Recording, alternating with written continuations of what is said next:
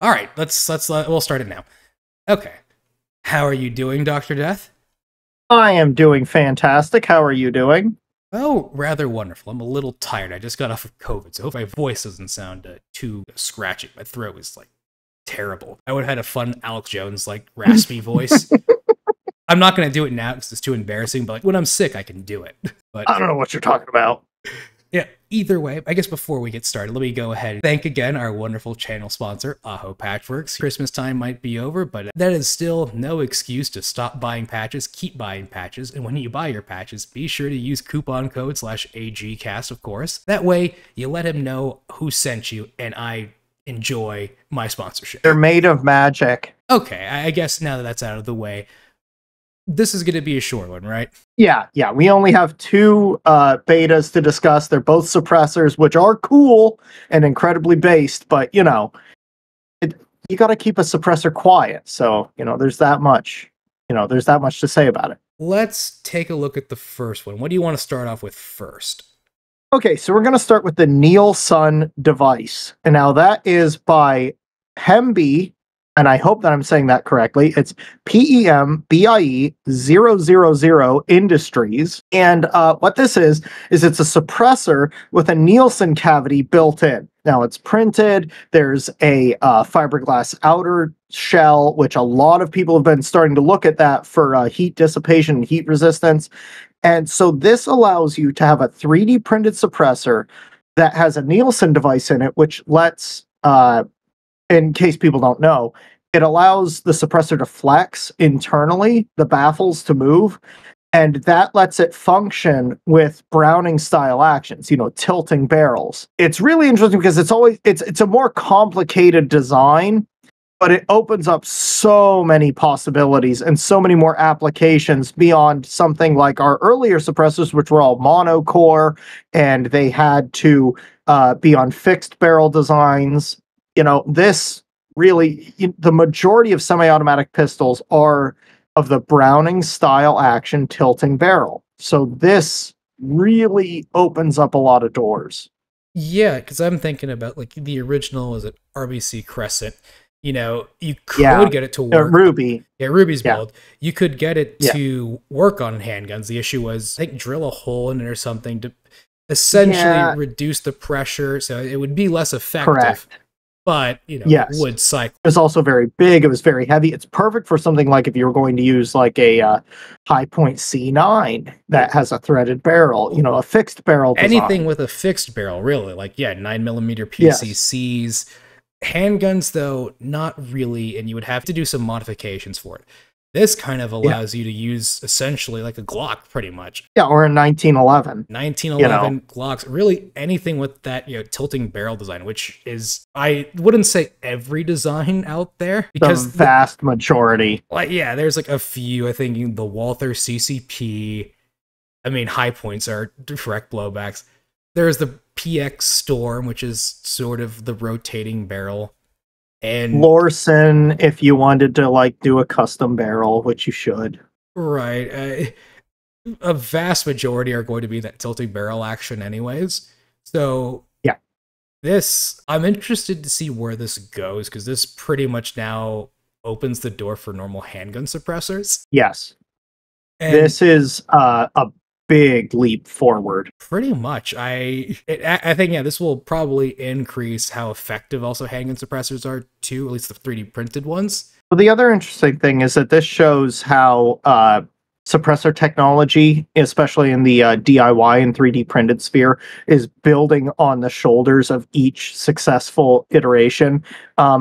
This is using a outer jacket made out of reinforced fiberglass, which, if you remember, we saw with the FTN.3, which vastly increased its durability and longevity. So once we see an idea work, it's just absolutely amazing how quickly 3D printing allows successful generations to improve on that design.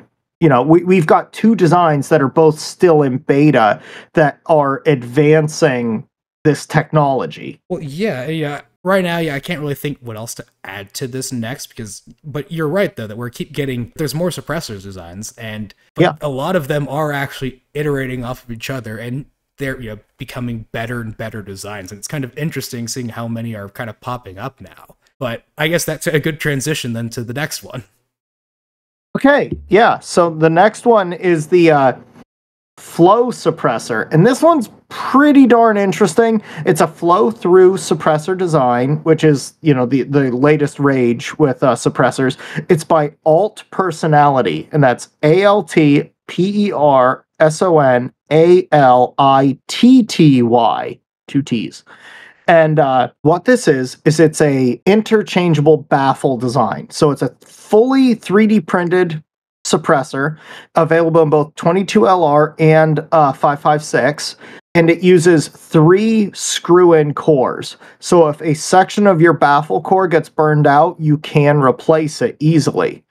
All laws are applicable, by the way. Yeah, follow your local laws, of course. Yeah, follow all of them. It would certainly be cool if we didn't have to do that, but whatever. So anyway, this one just opened up today. And the really cool thing about this is it's got a valve on it to turn off the gas flow.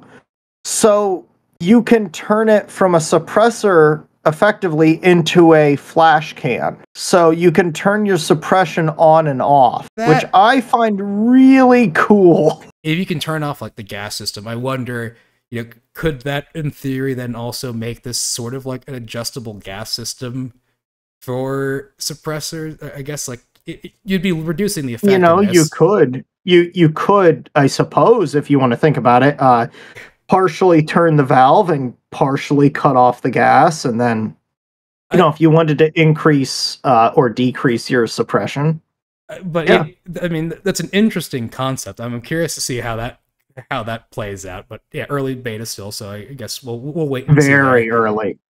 But who's joined, by the way? Absolutely, of course. The catalog. No links, of course, but yeah, hopefully you guys could figure that out.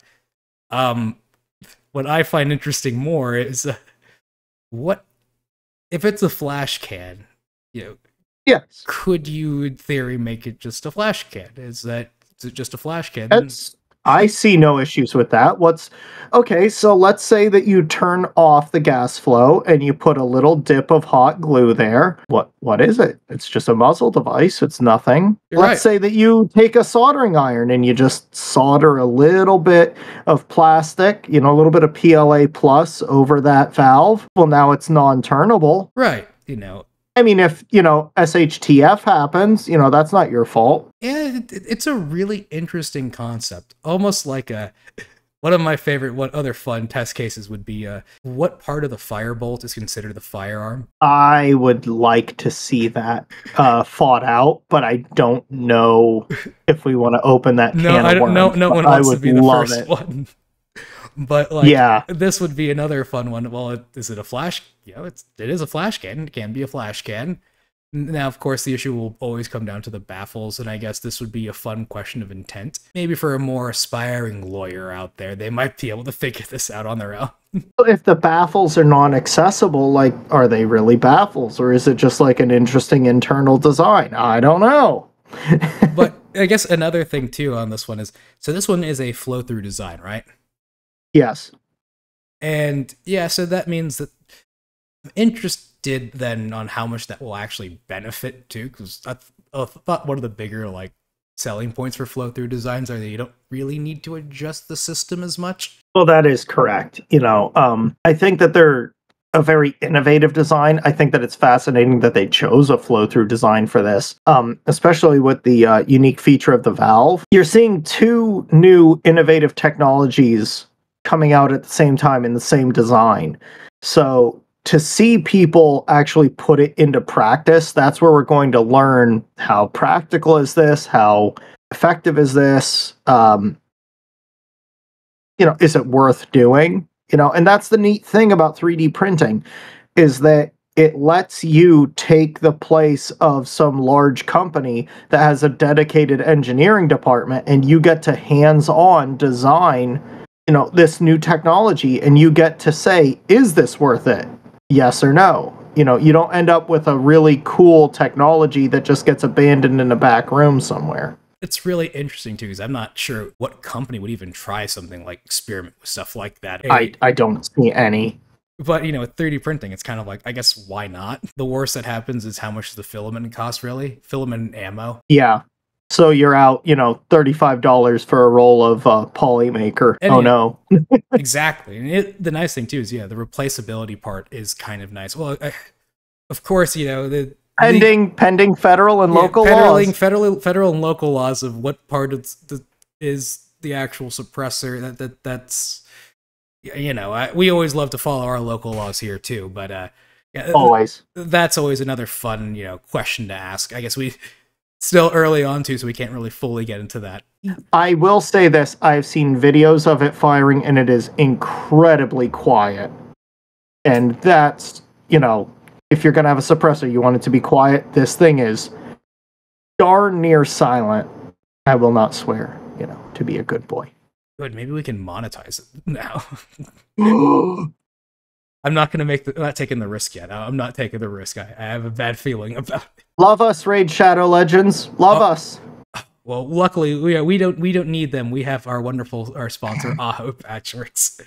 You're right. Aho Patchworks. They are, you know what? They're better. Our favorite. They're better. I think they're the best.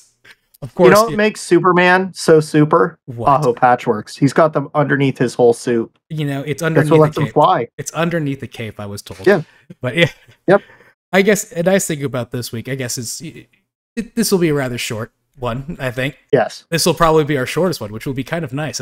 Well, that's the fun part about only having 2 betas, you know? Right, and they're both suppressors. Pluses and minuses. Yes. They're both suppressors, which honestly are some of the most interesting, you know, developments, because we are just seeing a lot kind of pop up, and it is, yeah, no, and we were just only going through flow-through designs now. Now we have a Nielsen device added, which is honestly a huge innovation from where we were not too long ago. Oh, it's huge. Right. It's huge to get a moving design, you know. Because that case, yeah, that's a big deal with a lot of, you know, you could have a 3D printed suppressor on your 3D printed Glock. That'd be kind of cool to show. Yes, exactly. But that being said, is they are suppressors. And, you know, one of, I think, the biggest challenge with a lot of the suppressor designs are, I think a lot of people also want noise reduction readings, but even like suppressor companies can't even like fully decide on what's the proper way of doing that. Well, the issue is that every single microphone is different. That too. So you're never going to get a proper reading. You need a proper microphone setup. You need a laboratory setting, and it's not worth it. The best way to judge, is a suppressor quiet, is listen to it. Is it quiet? Okay. That's an effective suppressor.